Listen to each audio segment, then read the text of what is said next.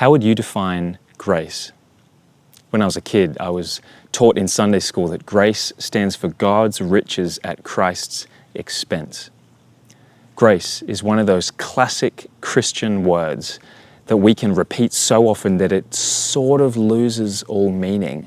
And yet when it comes to the day-by-day life of following Jesus, there's almost no idea more central than a proper understanding of grace. So what is grace? Well, I'm sitting here at the bottom of a sort of cliff because I think that we often think of grace as only coming into effect when we find ourselves in a place like this. That is, when we sin, when we fall off the metaphorical cliff.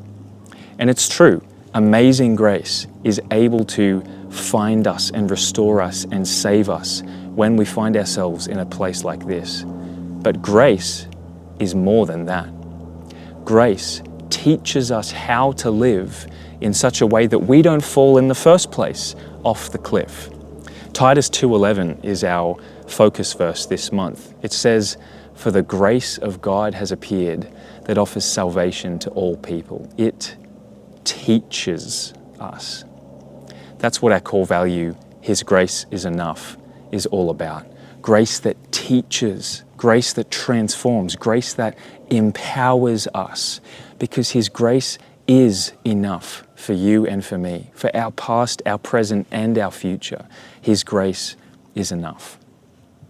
So let me leave you with this question. Do you honestly think of the grace of God as a stingy, meager supply? Or do you think of the grace of God as an overflowing, abundant resource? How would it change your life today if you had access to that infinite resource of the grace of God? Dallas Willard said that the true saint burns grace like a 747 burns fuel on takeoff.